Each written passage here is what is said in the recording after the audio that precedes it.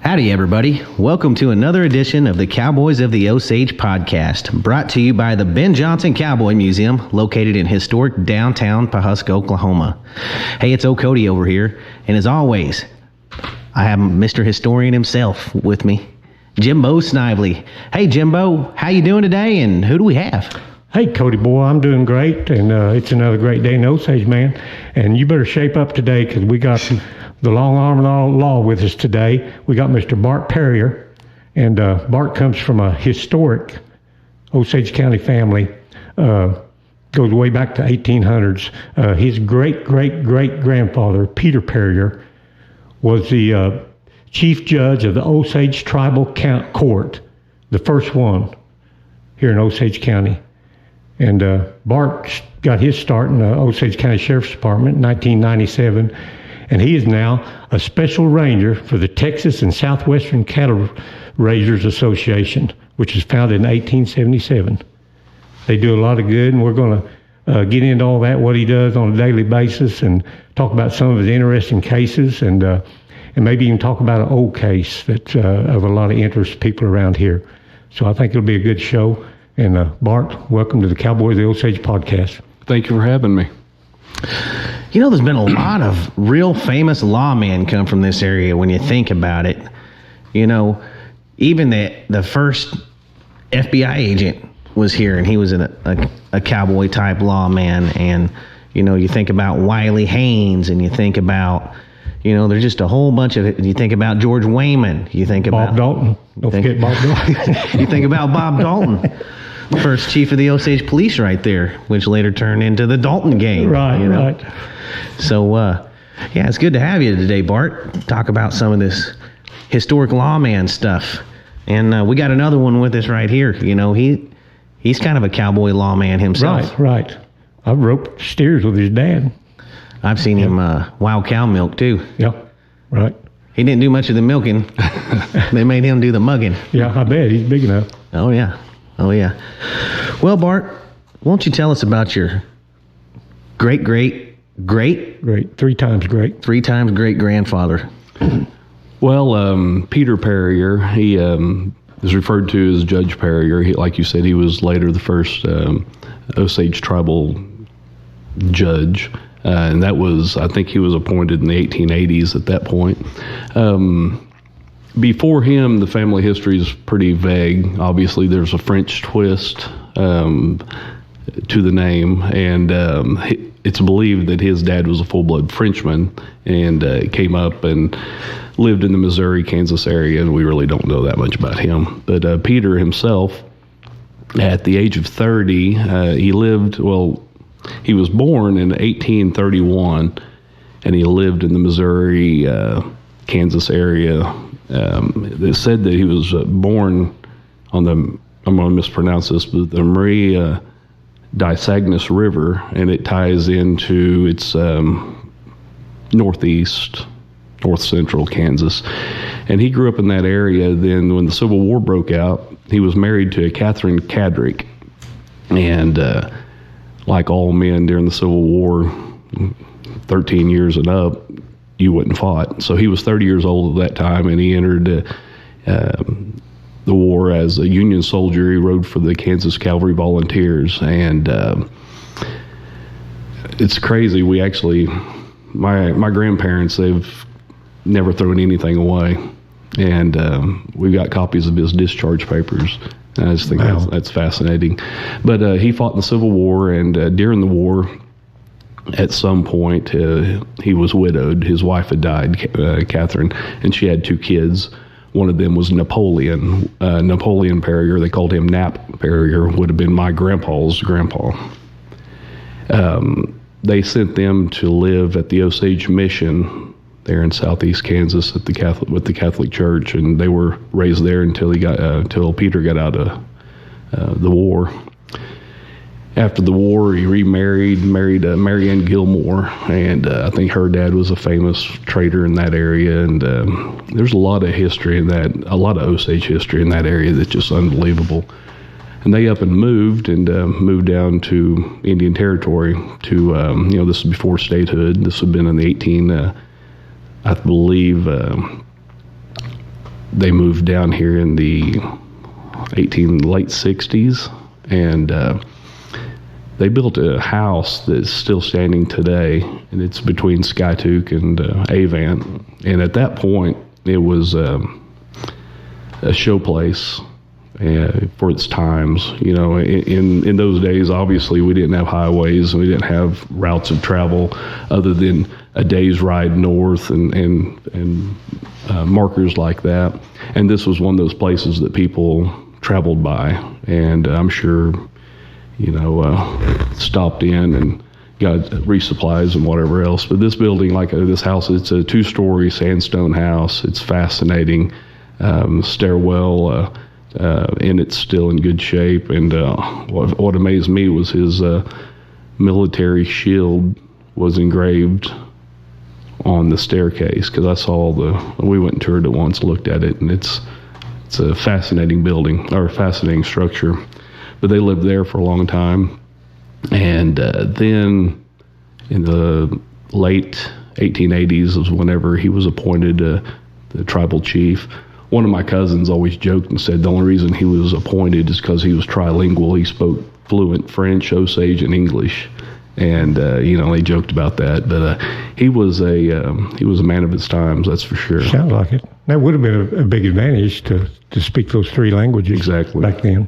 You know, and that was pre-statehood. That was pre Allotment Act. I mean, it was definitely times that I don't think people can truly comprehend. You know, Indian territory, living in the Osage Nation. Yeah, it was you know, it had to be a very difficult time, but a much simpler time than where we're at nowadays. Right. I would say for sure. Sounds like a good time to me. Yeah, you were born just a little bit too late, I think.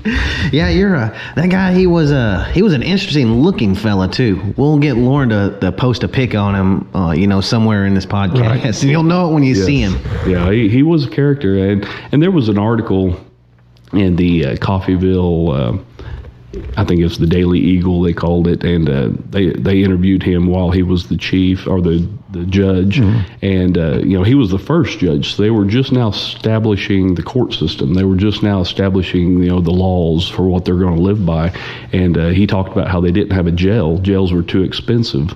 And what's funny, to this day in law enforcement, the sheriffs all complain about the jails because they're too expensive. I mean, it's funny how that hasn't changed. But they didn't have a jail. I think it said if you were found guilty for theft or up to manslaughter, it was you know, they so many licks with the cane, and murder. I mean, they had capital punishment back then. If you were found guilty as murder, they tied you to a tree and shot the 12 men. And all other disputes were handled in the court, and I think they had to go outside if it was a non-Indian versus an Indian, kind of the same issues we're experiencing now with the McGirt rule here in Oklahoma. So it's funny how it all kind of comes around again. Crazy times. Well, when you grew up growing up, did you want to be a cowboy or a lawman or what?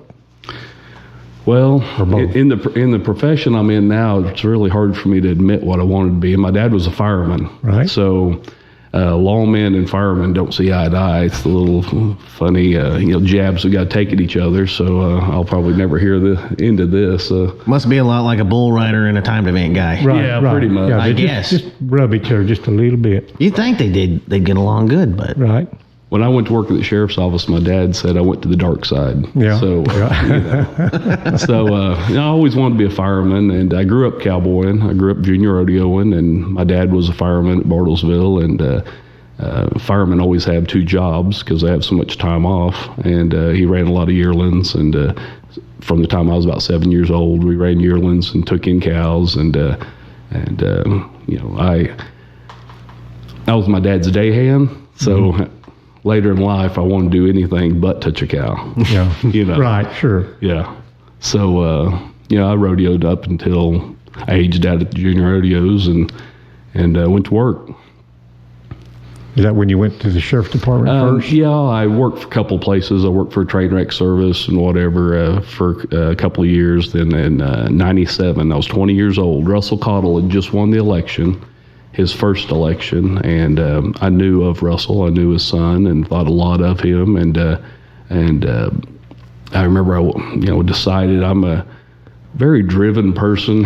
When I get something in my head, that's what we're doing. This is there's no distractions, and whenever I finally committed to I want to get in law enforcement, because I always admired it. Whenever I decided it was time, then it was time. And unfortunately, this was before the sheriff's office was built out by the fairgrounds. So the courthouse was where the sheriff's office was, in a room not much bigger than this, it seemed like. And right next door was the old jail. And it was July, or it was spring of '97. I went in there and applied, and got an opportunity to talk to the sheriff. And he said, "Man, I'd like to hire you, but you're not 21, and it's my policy that I'm only hiring 21-year-olds." And he had only been sheriff for about 4 months at that point, 4 or 5 months. So I respected that, but I was disappointed greatly, because I was, by God, ready to do this. I left, and I was just like, man, it's going to be a long 9 months, because I'm going to come back. And a few months later, I got a call from the sheriff's office, and actually, let me back up. I was still working for Holcher Services, and I was gone quite a bit. We worked train wrecks, and so I worked on the road, so I still crashed at my mom and dad's house. And I remember I was home cleaning the stalls one day, and I think Dad got off work, and he came down there, and he said, "Sheriff's office has been calling for you. What'd you do?" Just kind of sat there. I said, "What do you mean?" And he said, "Did you apply there?"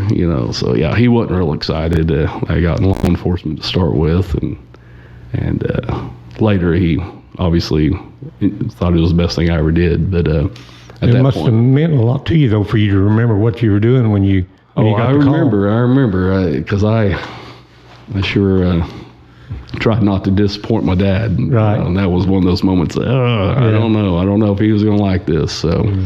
So I went to work. So Russell actually called me, Sheriff Cottle did, and said, "Hey, I'm going to hire you. Don't tell anyone how old you are." I said, "All right." So I went to work, and the rest is history, I guess. But it was interesting times. Hey, let's backtrack there for just a sec. Yes, sir. Train wrecks. Yeah. That kind of caught This my couldn't eye, get too. any more romantic as far as cowboy type stuff. Tell us about working a train wreck. What? I worked for Holcher Services. At that time, they had 36 divisions across the United States and Canada. And I worked out of Tulsa, and that was the training division. And it was pretty interesting. The worst thing about it is trains typically derail in extreme conditions: extreme cold, extreme wet, extreme dry. So you're usually in the worst elements. But we was on call 24/7, and we had heavy equipment. We had 583 side booms and 977 loaders, and we went and re-railed cars or cleared tracks. We would completely clear the track so the railroad could come in and lay down panel rail, which was sections of railroad track that was already put together, to get the track back going. Because when a train derails, every minute that track is down, they're losing a lot of money, because the trains have to stop. It's tight security too when a train derails, isn't it? It's its own thing, because it's their own right of way. They own the land, they own the tracks, they own the equipment. It's theirs. It's their baby. So we'd get a call and respond. We'd have a convoy of 10 or 12 trucks. Wide loads. We was permitted, ran around the clock. It was interesting. I worked a train derailment in every state west of the Mississippi except the Dakotas. All right, a train derailment or a train project of some sort. Do they have a lot of train derailments All back the then? time. Well, you don't hear about They them still too much. do. Well, it's their own equipment, it's their own right of way. So unless there's casualties, Right. You don't even see it. you don't even hear about it, because it's really not news. It's isolated. And we'd. I remember once we flew out to La Crosse, Wisconsin. I caught a flight in Tulsa, and we flew. We had our own private jet. So when I say I caught a flight, I went and got in our private jet that flew to Tulsa to pick us up, and then we flew to Des Moines, Iowa, and picked up a few more people. and flew to La Crosse, Wisconsin, right on the Mississippi River. The Mississippi River is no bigger than Bird Creek when you get that far north. And this derailment was right on La Crosse, Wisconsin, La Crescent, Minnesota, right on the border. And it was nasty. Snow, cold. Right when you get out, you got the element of the polar bear. You knew you'd went north then. Oh my goodness! And that was one of those. I watched the sun come up that day. I watched the sun go down. I watched the sun come up. I watched the sun go down before we went in. Talking about exhausted, you'd fall asleep just standing up almost. I mean, it was hazardous, but it was under the umbrella of an emergency. So you could. And we was the relief crew, so we kept relieving crews that was there, and they would go to the hotel for 8 hours because they had already been there before we'd been there. A day, and it was unbelievable. They took care of you. It was a lot of fun. Sounded like a pretty good gig to me, Yeah, Cody. Private jet and all, and you just sit around waiting on a train to run off forever. The issue was I was 19 years old and I was a grunt. Right. So you dragging mats, dragging timbers and hooking. They had these 504 hooks is what they called them. They weighed like 80 pounds, just the hook. Hooked to a cable that big, winch cable. And rip and tear and grab and saw some fascinating things. Saw 2 trains hit head on. Saw the aftermath up around Topeka. That was unreal. Situations like that.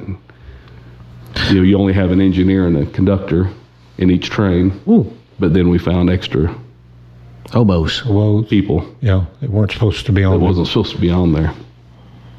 Yeah. So you wasn't a Pinkerton. You're more of a, hey, you go grab that guy.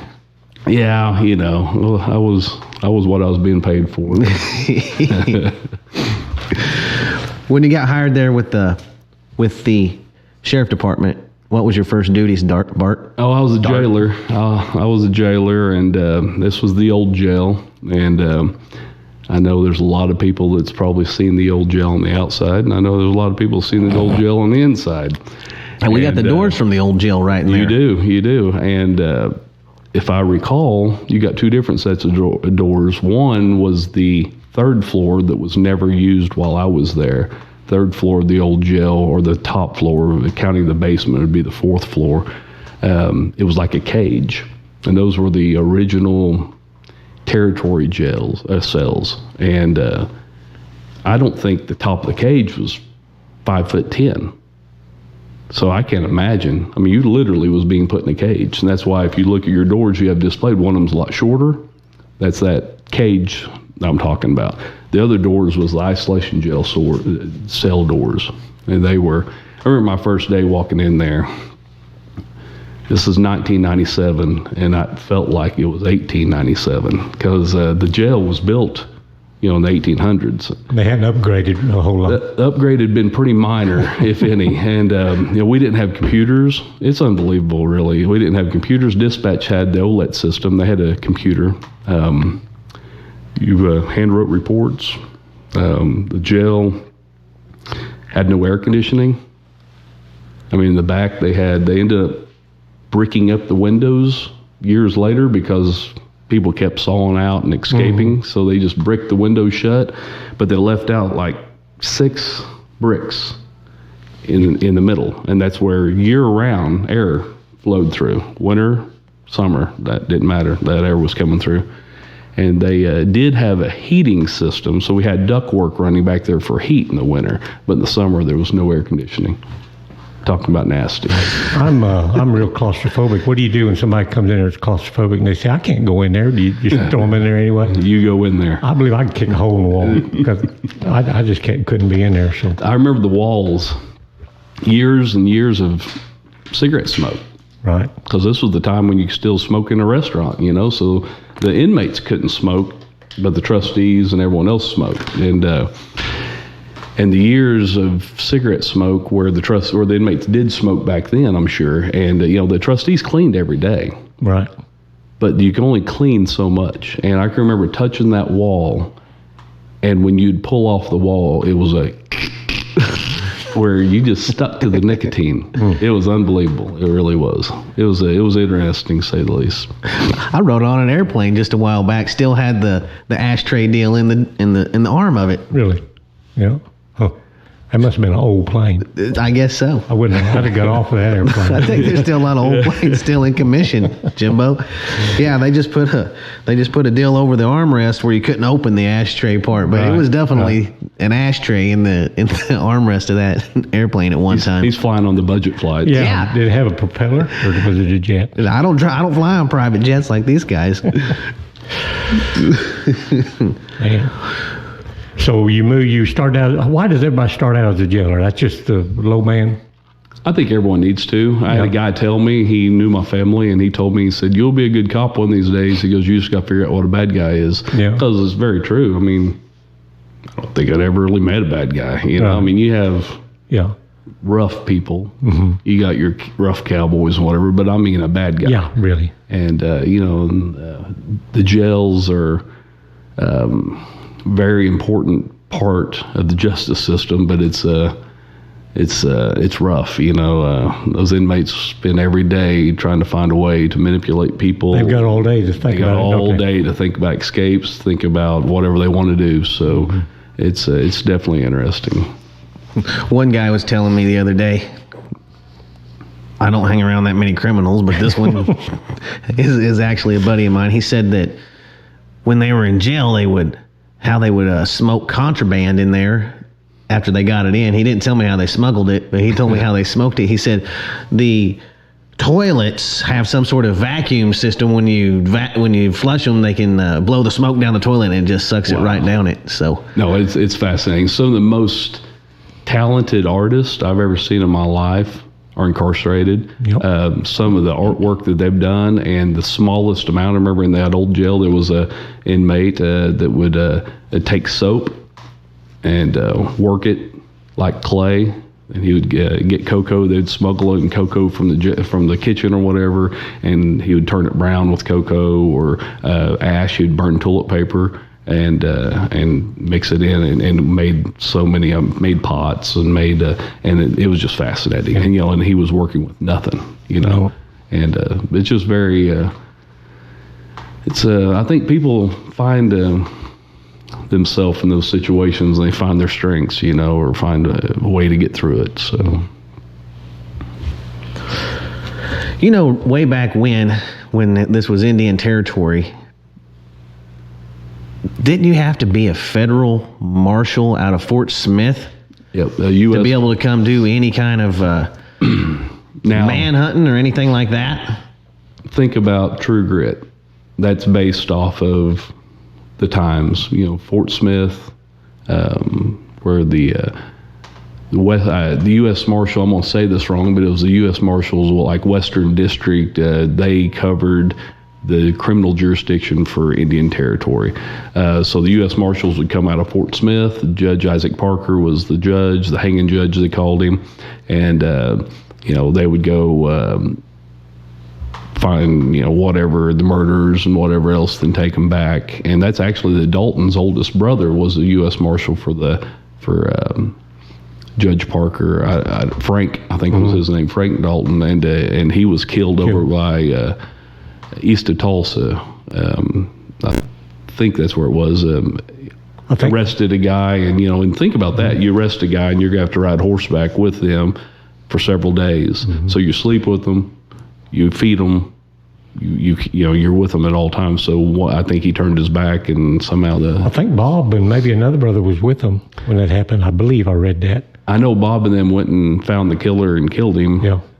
And that was before they were marshals. Right. But the territory marshals is what they were. Some of the most iconic ones was like Bass Reeves, which he was African American, and one of the most recognized and respected marshals of its time. Right. And they're building a museum supposedly there in Fort Smith to honor the U.S. Marshals, the territory marshals, and all that. But yes, to answer your question, you had your tribal police back then. But then you had your federal U.S. Marshals that would come in and deal with the white people and whatever else, the non-natives, or they would even try the natives if it was on outside of the tribal jurisdictions. Yeah, I always just wondered how that worked for sure. I thought that's how it worked, but I wasn't sure. It was just a bunch of cowboy marshals out of Fort Smith. Yep. If they were on a manhunt for some And bank robbers or anything. There wasn't a lot of them. I mean, they didn't go in 10 deep. It was That's one why or there two. were so many outlaws here. This was Exactly. a pretty good place to Exactly. stay. You know, They'd all hide here. You hear of, caves back in ranches around here with Jesse yeah. James's name carved in the side, and Frank James and Dalton brothers. the Dalton brothers. I think Bonnie and Clyde actually hid out here a little bit. Yeah. This has always been a natural magnet yes. Well, it's the lawless. for criminals to come hide. Yep. There was very little law, and people are always going to gravitate. And this is something we're dealing with nowadays. People gravitate to the areas that are less policed. So there's places that's trying to defund the police, and they will soon figure out why the police are there. I think they're already starting to figure it out. I think you're right. When did you become a detective, Bart? I became a detective. It's probably 2010 in that area. I went to in '98. Once I turned 21, they commissioned me as a deputy, and I was a civil deputy. I had to go serve evictions and civil process. Then I went to just a field deputy. Then I became a canine deputy. I had a dog at one point, and then field sergeant, and just kept going up. Then I became an investigator, and that's where I ended at the Osage County Sheriff's Office as a lieutenant. I'd say it was mid 2000s when I became an investigator. I left there in 2011 to go to work at Cattle Raisers, so I was an investigator at that point. How did you get that job with the Texas outfit?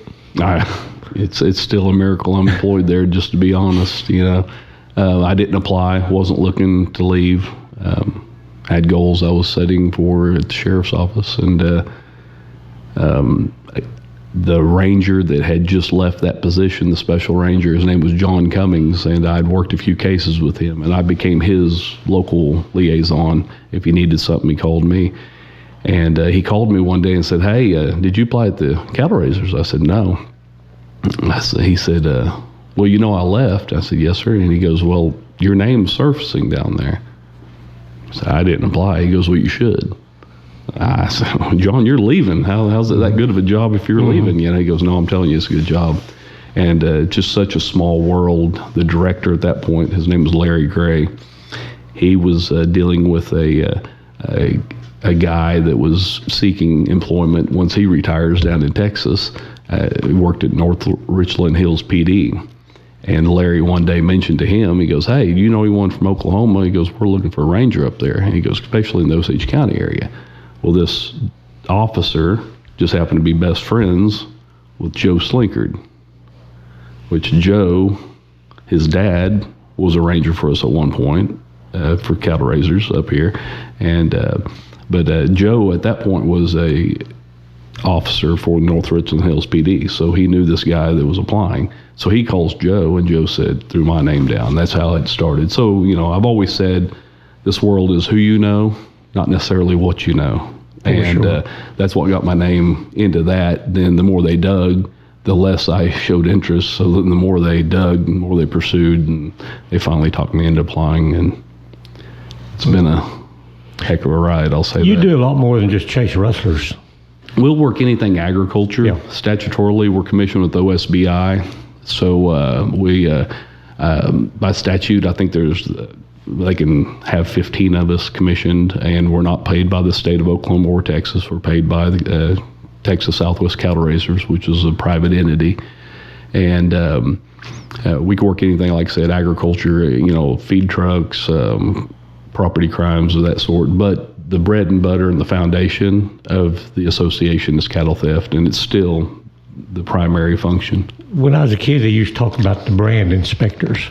Now, they called us inspectors at that point. Now we're called special rangers. Okay. So the inspector that they referred to then, like Raymond Russell, he was an inspector up here in Osage County. And I already said J.D. Slinkard. Yeah, J.D. He was at one point. And so there's been some iconic guys in this. There's been iconic guys go through our association. I mean, there's a rich history. There's many. Back in 1877, you want me to tell you a brief synopsis of the association? Yeah, I'd like to know all about this association. The Texas Southwest Cattle Raisers Association, TSCRA, was established in 1877 in Graham, Texas, and it was established by 40 ranchers. They got around a tree and said, had a meeting and said, we have to do something to combat cattle theft. This was after the Civil War.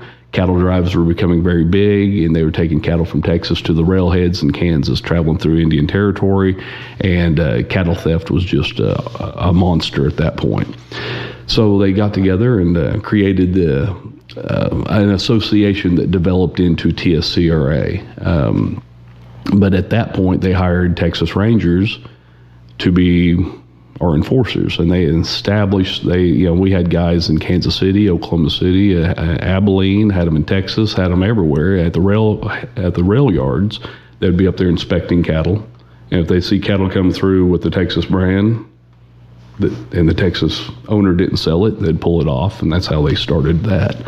And it became a monstrous change for the cattle raiser. I mean, there was actually a little bit of enforcement in a lawless time. And the association, they rocked along and obviously developed into what we are now. But what always really amazes me is it was established 100 and almost 45 years ago. And we still basically have the same principles now as we did then. Obviously, technology's changed how you do it, but it's the same purpose, for the existence. So, if somebody stole some saddles or something, you'd get involved with that? Can, yes. Or could? Yes. Yeah. Yes. Yep. Is there a lot of rustling still goes on? Cattle rustling all follows the market price.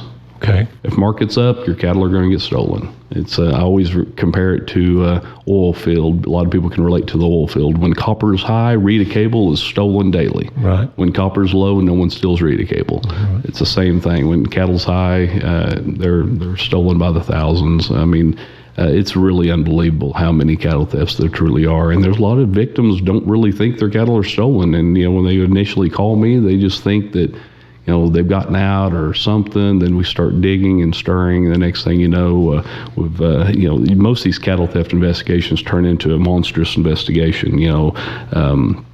This theft turns to this. Then when you start finding sale records and you start developing it, they've been stealing for 9 months or a year and a half, and we just now caught them.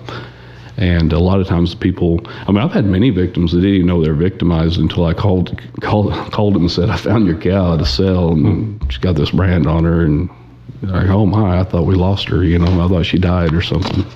I'm guessing nowadays a lot of these thefts out on the ranches is drug related. Is that right? I personally believe every crime is drug related. So definitely cattle theft is tied to the same thing.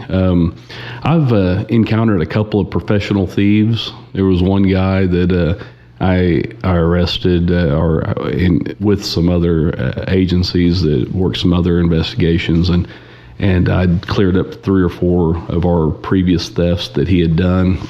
And his MO was the same. He drove around. He had a gambling addiction. He didn't have a drug addiction, but he drove around and would find like a 80 or 120 or 160 acre place that has some cows and barn facilities. Pinned by the road with the stock trailer sitting there. Right, there you go. He stole everything you had. He'd take your stock trailer, load up your cattle, and haul them to sell.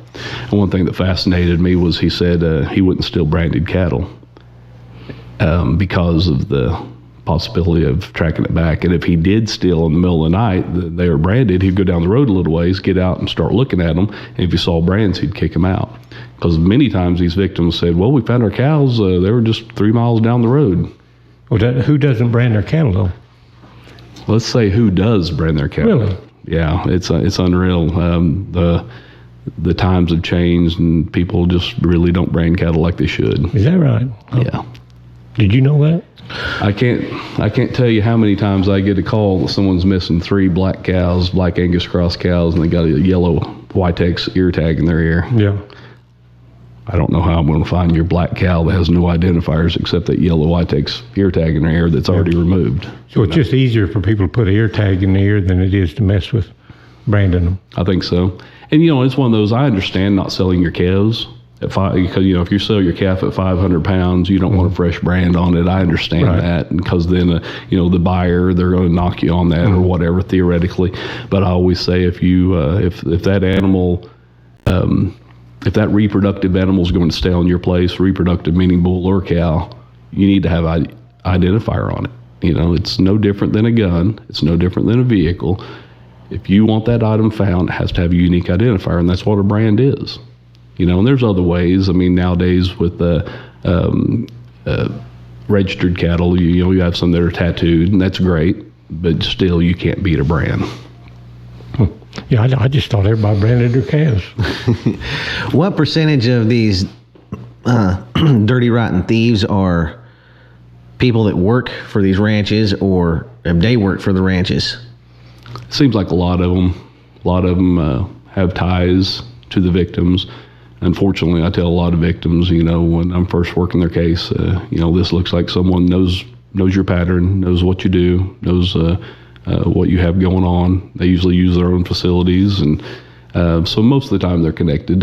Now, the guy I was just telling you a story about, he never stole from anybody he knew. He drove around literally and randomly just found people, and he told me when we arrested him, he was a very sincere guy. He was an honest criminal. Once you arrest him, they confess. Right.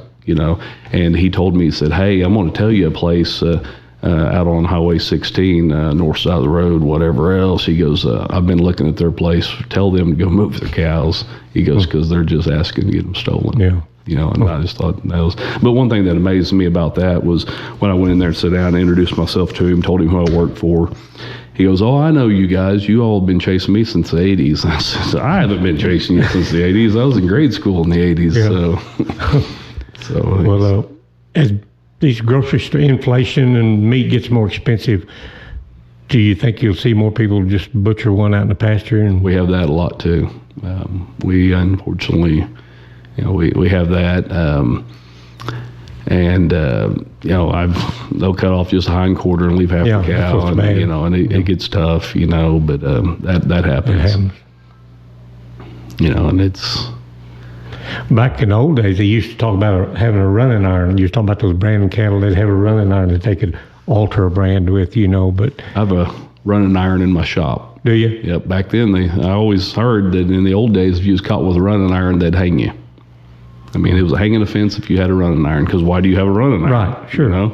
And manipulate brands. And still to this day, I've worked a couple of cases where someone manipulated a brand. Yeah. Fortunately, dumb criminals make smart cops, so there's times that, a fresh brand in the sale barn's a red flag. Sure. So they still try to do the same thing as they've always done. It's If somebody sells or buys some cattle accidentally at the sale, and then you find out they're stolen, you have to give them back whatever. Are they just out the money, or is there some reimbursement? The court process, if they're not branded, the rancher's not getting those cattle back, even if we get a confession. Really? Yeah, because they bought them in a legal third-party sale, and it's a harder process. You're creating more victims is the way we look at it. Now, if they're registered cattle, if they're unique, if they're specialized, they can get them back. I worked a theft for a prominent producer in central Oklahoma. He ran a Hereford operation, and they had two different thefts. 2 weeks apart, still in the registered Herefords. And, he had some bull calves that was $50,000, $60,000 prospects. I mean, and he's got documentation to support that these are what they're going to sell for. And by the time I recovered them, they went through a sale barn in southern Oklahoma. And by the time I recovered them, those bull calves are steer calves. So they lost a $50,000 valued bull calf prospect, and got back, $800 steer calf. And that stuff like that's pretty difficult, for the victims. But, they were made whole in that case, and so it was a successful case. But it's difficult for the victims for sure, and for the buyers. I mean, when they buy cattle and they come back stolen. Yep. Well, how in the world do you get this organization that you work for to protect your cattle, or do you just protect all livestock? We'll work for anybody, but we are a membership-based organization. There's 18,000 members in the association in Texas and Oklahoma, and members are a priority. They pay the bills, and like I said, we don't receive a penny of state or federal funding. I mean, it's fully private, and it's been private the entire time, and it will always be. You could somewhat say that's probably why we've lasted 145 years. It's because it's been ran by the people that want to run it. Well, it seems really specialized, where your average sheriff, they got a million things going, and they're not going to sit there and investigate this one crime possibly like it needs to be investigated. Mm-hmm. Well, to sum that up, and I came from the sheriff's office, so I fully understand the situation they was in.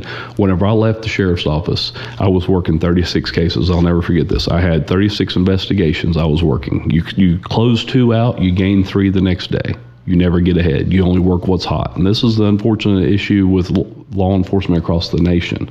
They're overworked. There's more crimes than you can work, so only certain cases really get dealt with in the detail that it needs. And when I went to work at the cattle raisers in February, I worked 36 cases that year, which I was able to recover, solve, close out almost every case. And I'm not saying we solve every case, but I will tell you we solve most of them, and call it cocky or whatever. Mm-hmm. We do a job, and we do the job the best we can, and if there's something to work with, we usually eventually come out with something. Unfortunately, sometimes it's down the road when we figure out what happened, and and you can still make a case on it, but the victims don't get their property back. But so that's the problem. That's what allows us to specialize in the investigation, and that's the strength of the whole association. We mentioned branding your cattle, but what else for people out there that's got cattle, what else can they do to protect themselves?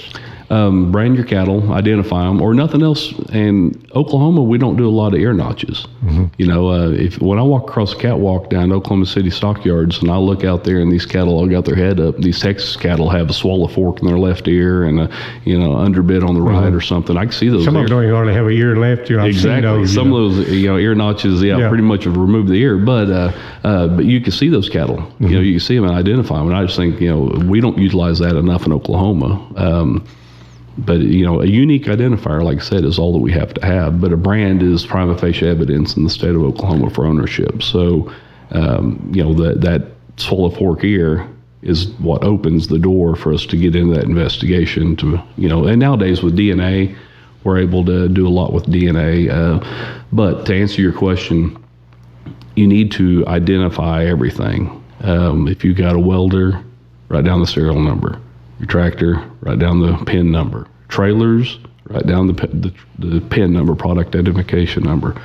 Because when it's stolen, you got to be able to enter that into NCIC, and so many times people don't have the numbers. That's good advice. I think I'll go home and write down some serial numbers. I don't know. I've been hearing some people, they put these Apple air tags on their trailers and things now. Mm-hmm. So if someone steals it, they can at least track it down. Yep. Do they have anything like that microchip cattle that you can wave some sort of wand over and it tells you? I think eventually, kind of like what you do with pets, eventually something like that will happen. The only thing is you're talking about millions of head compared to pets. If you've got 1 or 2 little lap dogs, that's one thing. You can put a chip in them. But if you've got 7,500 head, and then you have to document that, so write it down or whatever. There's a lot of things out there. The RFI tags are becoming really popular, and they all have their purpose, and I understand where they're pushing. But at the end of the day, you will not get me to say anything other than brand your cattle, because that's the identification. Let's go back a little bit in your career from today. So I know I probably don't have this correct, Jimbo, but it's halfway correct. Were you the last lead investigator of the Mullendore murder case? I guess you could say that. What's the status on that case? Well, whenever I was still at the sheriff's office, Chubb Anderson had just resurfaced. He disappeared for a long time, and he resurfaced actually working for Ted Turner in Montana. And whenever he took on a whole new identity. He was living as Jack Everett, and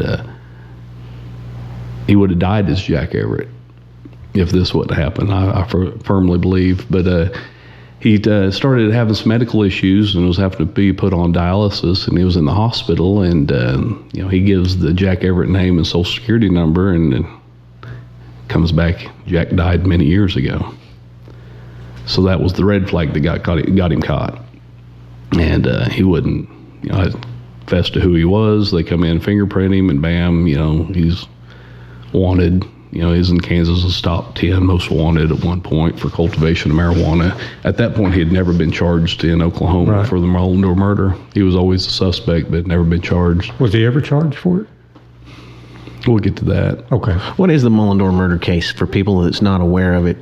E.C. Mullendore in September of 1970 was a rich landowner, cattle baron, if you will, mover and a shaker for his times, for sure.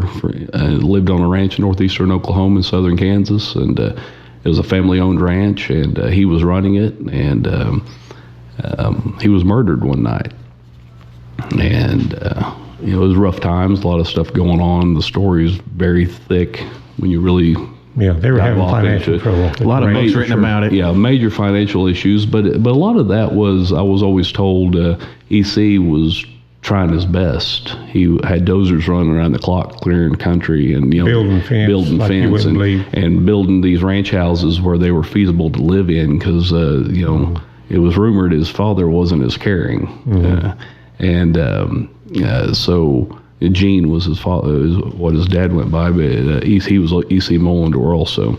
But so he got himself into a financial pickle, and at that time started bringing some shady characters around, trying to find money and trying to find ways to make money, and ultimately at the end of the day, E.C.'s death saved the ranch. Realistically, if you want to really look at it.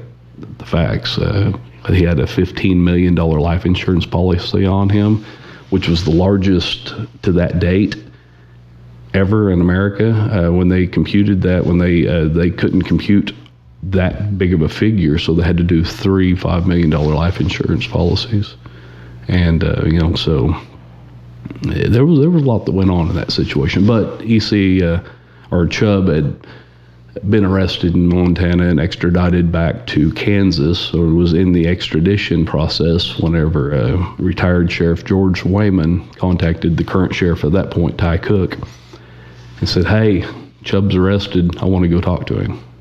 So at that point, myself and another investigator, Dwight Barnard, just basically went with Chubb, or with Sheriff Wayman, to meet Chubb and let him talk, because Sheriff Wayman he always said that Chubb told him that if he ever found him on his deathbed, he'd tell him what happened that night. So he was hoping he was close enough into his deathbed, if you will, that he would talk.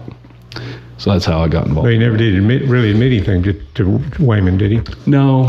He respected Wayman, I think, as a professional, but he didn't like Wayman. I mean, he cussed Wayman. I've heard that many times, which he didn't respect law enforcement. Right, I mean, he's an outlaw, you know. Sure. But he respected him. I mean, I interviewed or was with Chubb, I think, 3 different times when we interviewed him, and he was always very respectful and always, nice guy, but he was the character that he's portrayed. I will say that. Yeah. I can't believe they haven't made a movie out of that. There were so many different facets to that story, like Bart said, and that would make a great movie. And there's so much I discovered through that. Now, keep in mind, I was born in 1977. This happened in 1970. So Chubb always kind of got a little kick out of that I was up there working on this. I wasn't even born when it happened. But what's funny is when I was born, my dad worked for L&B Land and Cattle, and they leased the Mullendore. And we lived up there northwest of Dewey when I was born. And so I always thought that was kind of interesting, because I always had a little bit of love affair, if you will, of the Mullendore, and you know, it was a very iconic location and ranch and beautiful place, and a monster, you know, in its time. It was the largest singly owned ranch. I mean, it was him and his dad, but I think it was the largest singly owned ranch in Oklahoma at that time. You had the Little Chief Ranch, Sedan, Blue Stem out there by the spillway, and then the one up there at the headquarters. You know, it was a large operation. Your Uncle Joe, he worked out there. Uncle Joe was working for him when EC got killed. And I'll never forget the phone call. You know, I was just a big kid in 70, but I remember the phone call. I think it was maybe a Sunday morning. Got the call that EC had been killed. I remember it like yesterday. Well, in Osage County in 1970, for a rancher to get killed, period, is news. Yeah, sure. But for the Mullendore ranch owner, you know, to get killed, it's monstrous. I mean, that was one thing that I discovered through this process, I guess, somewhat of the blame the sheriff's office received. And I'm, you know, maybe biased in this situation, but the blame the sheriff's office received whenever they aren't to blame for a lot of it. The Osage County Sheriff's Office never received a phone call of the shooting or the murder or anything. I mean, wrap your mind around that. Never. Right. The dispatcher, at that point, they ran on 490, which was a sheriff's state of radio net, and you could hear a lot of agencies around. And the dispatcher heard Washington County Sheriff's Office dispatching out a Bartlesville ambulance to the Mullendore Ranch for a shooting. The Osage County dispatcher heard this and called the deputy on duty that was out at the Redbud Diner, that's now Subway outside of Pawhuska, and called the deputy, and that was Bill Mitchell, and said, you know, hey, there's supposed to be a shooting or something at the Mullendore, so he was going to head up there. And whenever he heads up there, he passes the ambulance leaving the ranch. EC's body's already moved. You know, so if we're going to sit here and start pointing fingers, there's fingers to be pointed many other places. And I always kind of hated that for Sheriff Wayman, because a lot of people blamed him and his agency for the lack of capability and all this stuff on that investigation. I haven't read the current book, Footprints in the Dew, but I read the first book, and it starts out kind of making fun of George Wayman because he's parking cars at the funeral, you know, or helping, right? You know, kind of, and said, this is the biggest case in Osage County history, and you got the sheriff parking cars. You know, that's the way the book started out, right? As I remember it, something to that effect. So they caught a lot of heat right from the get-go over that. You know, and just to sum that up some more, you know, the law enforcement in 1970 is totally different than it was now. You had the same principles, right? But how you conducted it was totally different. Back then, you gathered up the local photographer, a newspaper photographer, and took them with you, and that was your crime scene photographer. I mean, you didn't even have a camera. I mean, think about this. You don't even have someone that's taking your own crime scene photos. You're hiring somebody. And his payment for this was he gets his pick, if the case will allow it, of the photo to run in the paper. So it was a very big thing for the photographer to get called. Now let's back up. Bill Mitchell's running up there to see what's going on. He passes the ambulance going out. He gets up there and discovers that there's murder and the body's being transported to Bartlesville. And so they was under the assumption the EC was alive. You don't transport a dead body in 1970, the same as you don't now. And that was a quote from George Wayman right there. George told me one day, I know it might be bouncing around a little bit, but he said if it was anybody else in 1970 that got killed, we'd solved the homicide by the sun up. And I really believe him. You know, not that they were that special, but the evidence is all there, you know, and but once you move the body, you've butchered the crime scene, you know. And, you know, whenever a medic goes in and a undersheriff from another county shows up there and is giving orders and assuming all responsibilities, that's a lot, you know. So to go on, Bill Mitchell calls and says, wake the sheriff up, we got a homicide and we got a problem. So Sheriff Wayman runs up there and comes through, and he get Rudy Briggs was an investigator at that point, and he was heavily involved in it, and a few others, and they gather the photographer, and they get there probably right before sunup. And the key to the case is what Dale Lewis wrote about, the book title, Footprints in the Dew. That was the key to the case. Chubb's story didn't match the physical evidence at the scene of the footprints in the dew. And so Sheriff Wayman always knew Chubb was the shooter, 100%, as did 90% of the population. There's that 10% that still thinks that someone flew in or, the mob did it. Mm-hmm. And that's something else I discovered through this investigation. I respect people's opinions, and I respect hearing their stories, and I appreciate hearing their side of things. But one thing I discovered is everybody has somebody that's connected to the Mullendores that told them a story of what happened, and this is the facts. Right, so right, sure. It's, it is always interesting to hear all those twists. But well, Dale Court was the ranch manager. When they were having this financial trouble, they brought him in to either fix it or stop the bleeding or whatever. And he was right next door, wasn't he? Fairly close.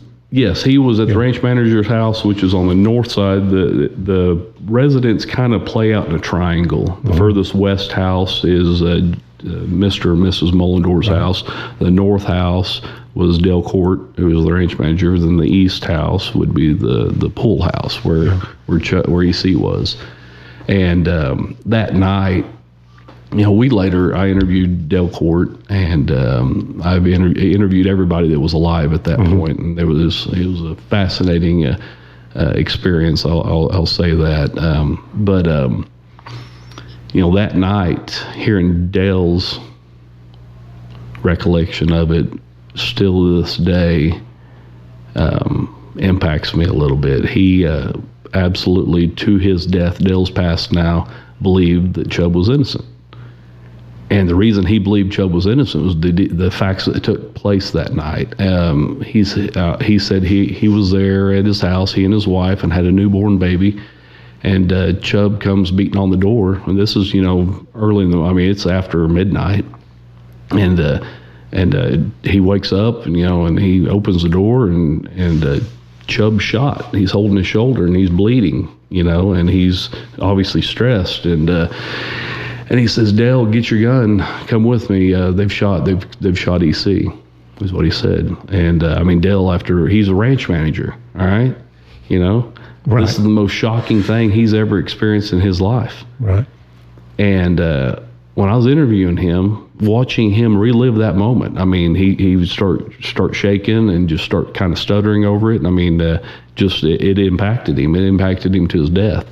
And he said he grabbed a .22 rifle and had a handful of shells. And he said, "I was trying to put shells in this gun, and I'm dropping more than I'm putting in the gun."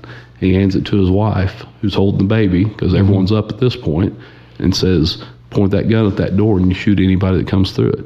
That's his mindset, because he's getting ready to run with Chubb back to the house to render aid and whatever else. So Dale Court jumps in his truck, and Chubb runs back. He ran to and ran back. It's probably 100 yards apart, maybe. They're not right next to each other, but they're at a little distance. Well, Dale jumped in his truck, drives down there, drives around, and shines some light on the pool house. And he just kept talking about how Chubb was bleeding, and they'd shot him, and Dale goes in and EC's dead, but he doesn't really know if he's dead. He just knows it's a bad situation. So at that point, we talked earlier about the ranch being in financial situations. The phones were shut off for lack of payment, so they had no way of calling help.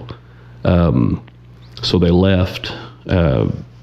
Chubb said, "I've got to go to the hospital. I've got to get this fixed or get this looked at." So he takes off. Then Dale leaves.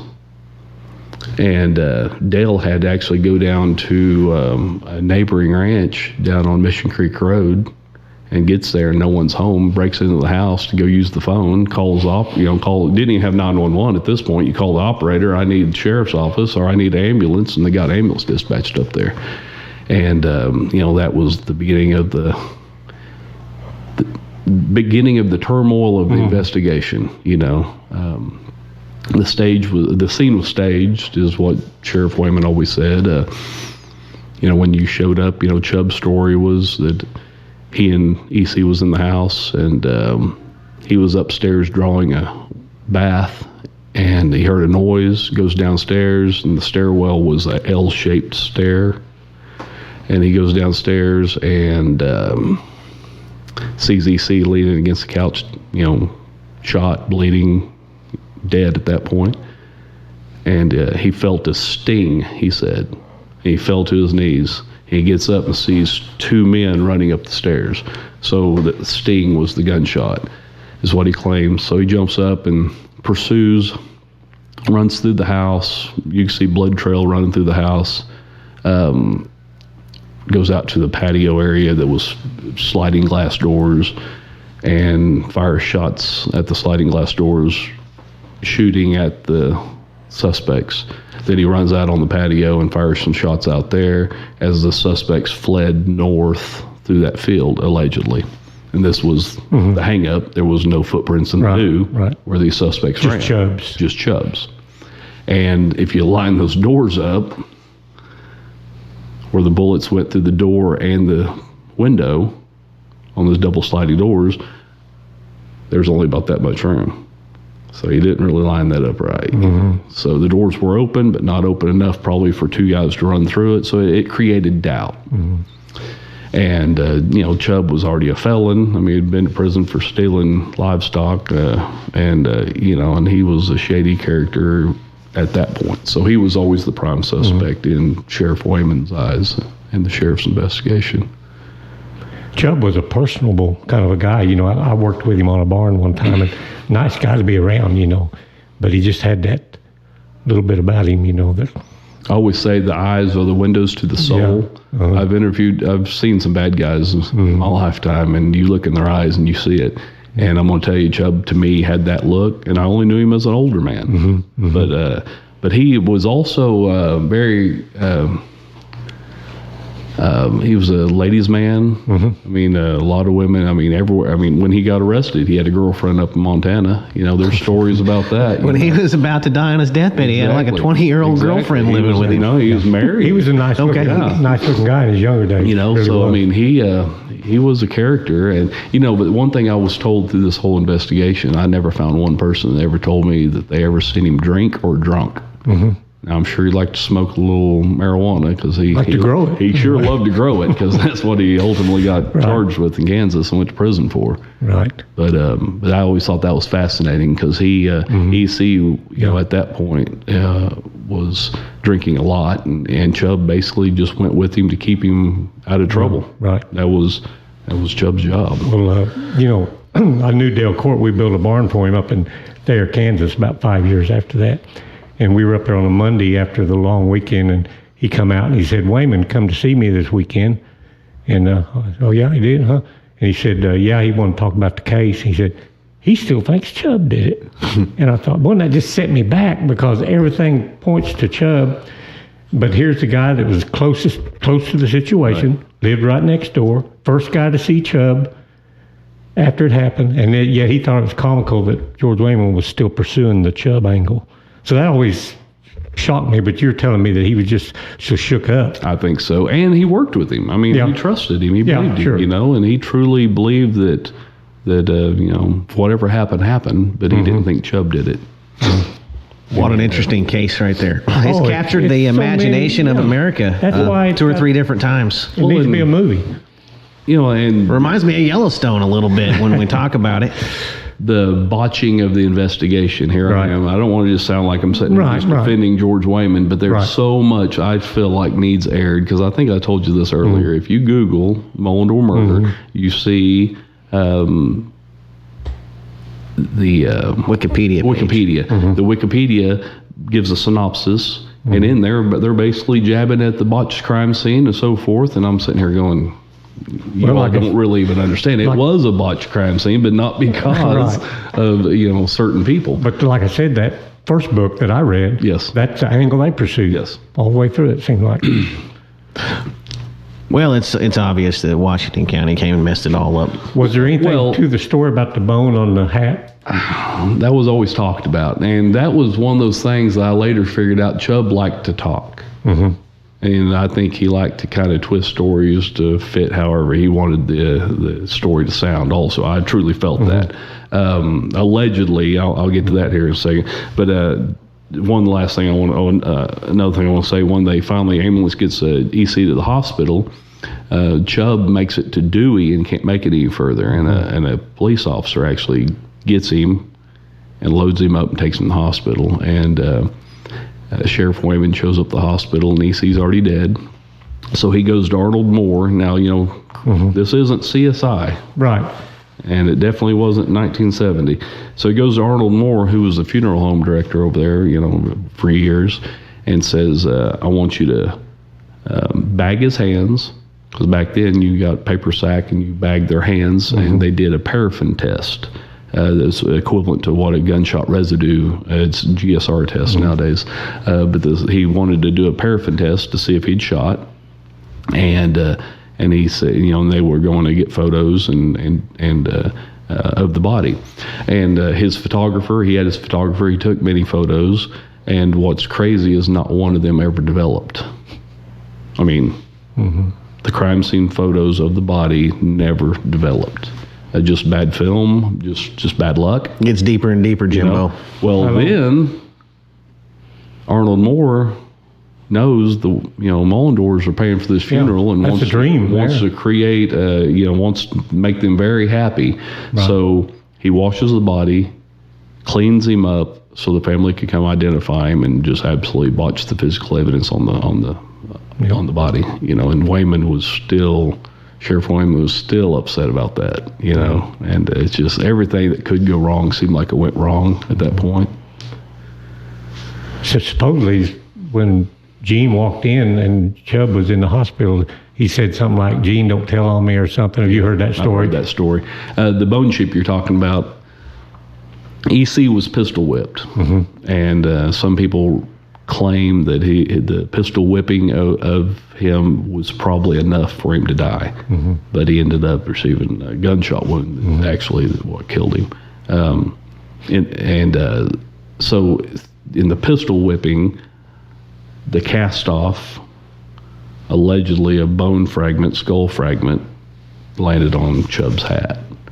And allegedly, none of this is allegedly a deputy saw it and was playing with it and lost the hat, and they didn't even know there was a bone. Right, they were clowning around with Chubb's hat. Yeah, allegedly. And supposedly the bone chip fell off and can never be found. Yeah, I don't know if that was true. To me, that would be a key piece. Right. I know, he also claimed that in the hat band of his hat was Linda's number, because Linda gave him his number, and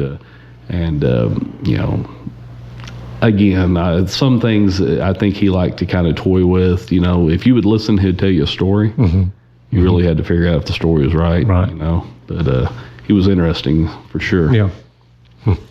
That guy did live a colorful life, even when he's on the run. He went to work for Ted Turner up there, and the lady that took care of him right before he died, her name is Margaret Bird. She's in this book. She became a friend of mine through a business that I have here in town, and she brought me all of Chubb's old stuff from when he was on the run as Jack Everett. I got all kinds of checks and all kinds of different things as Jack Everett, and a business card, a welding business card. He can weld anything but a broken heart, is what it said on the business card. But the most interesting thing out of all of it was there was a picture of him up there at Ted Turner's standing there with Mikhail Gorbachev.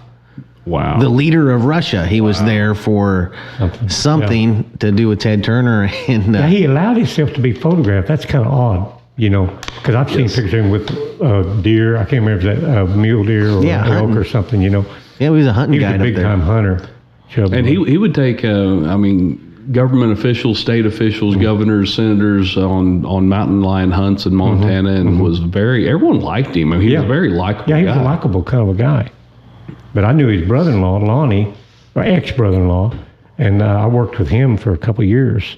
And now he's kind of, I don't even want to get into all that, but but I considered him a friend, But the only thing he ever mentioned about the Mullendore case, when I worked with Lonnie, was they said when they took Chubb to the hospital, he was shot through the shoulder, and they put a piece of gauze on a rod and ran it through his shoulder. and changed it and put a clean piece on the other side and pulled it back through. Wow. Is what Chubb told him. And that always just kind of. Yeah, that his injury. I mean, it was a close gunshot to the shoulder. Yeah. The stippling around the wound, you could see that there's a lot of gunpowder, which meant unburnt gunpowder that it caused by it being close to the wound or body when it was shot. So it was a through and through shot, and probably That was the only time, as far as I remember, that was the only time Lonnie ever mentioned anything about the Mullendore deal was about him cleaning that wound. That's interesting. Yeah. Because Lonnie was young at that point. Yeah. I mean, he was about 26 when I went to work for him or with him, and that was in 76, I think. Yeah, I think he was 18, 19, 20 or something when this happened. Because, see, he was a hay hand, worked at the ranch, and had just recently been fired. Yeah. And Lonnie Brown was married to Delbert Cotter's sister, Helen. Small world out there. Small world. It's a small world, and a very interesting story. I mean, there's definitely more than one book written on this murder, and it's captured the nation's imagination more than once. There's a guy that goes around selling books to this day. That's what he does for a living. Didn't you meet enough contacts here to put a movie together, get somebody talked into a movie? Good grief. I stayed far away from the movie folks as possible. You asked earlier if he was ever charged. And in November, I forget the year, it was probably 2009. I don't know exactly. It's whenever Chubb was arrested and brought back to Kansas. Then he was already sent to prison, and he was serving his Kansas sentence at this point. Through this investigation that Reed developed, which ultimately is the second book, Footprints in the Dew. Sheriff Ty Cook and I, worked this a lot, and we ended up. The district attorney was Larry Stewart at that point. Larry Stewart had been DA for a long time, and Larry was involved in this, and Larry was getting ready to retire, and charges was filed to Larry for murder one on Chubb Anderson. There was enough evidence years later to at least was trying to get him indicted, and because a lot of new evidence has surfaced through this, and so he, affidavit for arrest warrant and a case report was put together, and Larry Stewart, received it, didn't necessarily file it. He received it, and he told me, he said, Bart, it's not fair for me to file this case and make the next district attorney prosecute it. He goes, I won't hang on to it, and I think the next DA that's coming in January 1, which would have been Rex Duncan, needs to look at it, and he can file it if he wishes to file it. So it was never filed, and within that window, Chubb died. Without a doubt, in my heart, 110%, Chubb Anderson killed E.C. Mullendore. It's pretty big words right there, Jimbo. Good enough for me. We can go on all day about this case. I know it. There's just so many twists to it. There's a couple other cases I wanted to talk to you about. Just the whole deal. Yeah, I know. The mafia was involved. Yeah, I mean, maybe an affair with Linda. Just holy moly. Just more twists and turns and things. That's why it'd make a great movie. And everybody does have a story around here about it. And they still talk about them to this day. Right. So that's really something. Well, Jimbo, what else do you got for Bart today?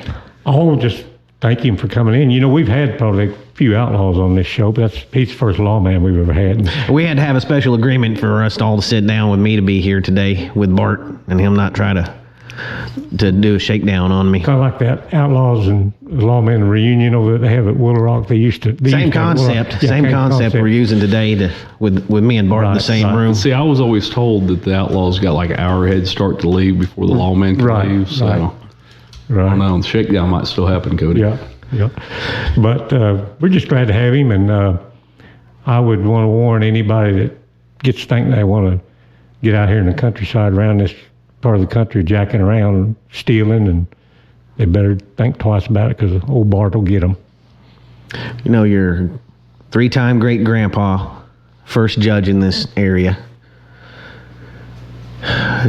Doesn't the place you live on, isn't that y'all's original Osage Indian allotment land? Yes, that's where I grew up, and I live there now. And there was only 240 acres of the, I think it's 550 something that they were allotted, all original allottees. And my great-grandpa Lee, he went by in the allotment book, he was Leo Perrier. His saddle is on display in spurs here in the museum. It's his allotment place. And so, yeah, we still live on our original Indian tribal allotment land. And we do got the saddle that is, was it great-grandpa? Yes, my great-grandpa. Rode at the Dewey Roundup. Yep. Wow. And it's in great condition. I've seen it, yeah. Yeah, it's awesome. I'll show it to you in a little bit. Yeah. CP Shipley saddle. And, what's crazy, I mean, it's old. But I think I would almost saddle it up and get on it. I mean, it's in that good of shape. Yeah, It's I think I saw it when you brought it in. It's pretty impressive. Old saddle, that's the way the saddles look. These old Westerns, they have the old low back saddles like we ride now, a lot of these old Westerns, But those old saddles had a unique look to them, and you can pick one out for sure. It's definitely the real deal. Y'all been involved with the law around here in Osage County since its inception, since it was Indian territory. Well, that's really something for your 3-time great-grandpa to be judge right here, the first one appointed, and you're still a lawman right here in this same area. Right. That's really something to me, Jimbo. It really is. That's special, and a great, like I said earlier, just a great historic Osage County family. Now he's working for the historic Southwestern Rangers down there, protecting livestock. Don't get any more cowboy than that. I just want to know one thing. You ever got it on your mind to come home, be the sheriff of this county? That was always a goal. It was definitely a goal before I went to work where I'm at now. And I think it'll be safe to say I would like to retire into my law enforcement career, probably in that position, yes. I'll come back. That sounds almost like somebody threw their hat in the ring. Almost sounds like it. Almost. It's a good politician answer. Doing it. It's a good politician answer. Right.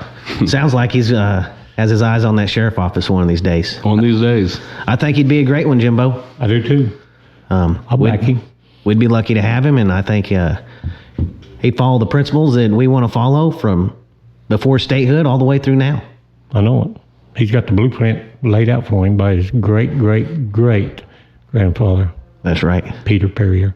Boy, that guy was something else. He was. He was a striking-looking guy, wasn't he? Oh, yeah. I'm going to have Lauren put up that picture of him right here at the end of the video. Well, Bart, we sure appreciate you coming in, opening up about some of those cases. We didn't know if you were going to talk about them or not. We were definitely going to ask you about them, so thank you for all that, and thank you for keeping us safe around here. We appreciate it. For sure. You're welcome. Thanks for having me. And I think brand your cattle. Yeah, definitely. Please brand your cattle. But I think you all do a great job, and keep up the good work. Thank you.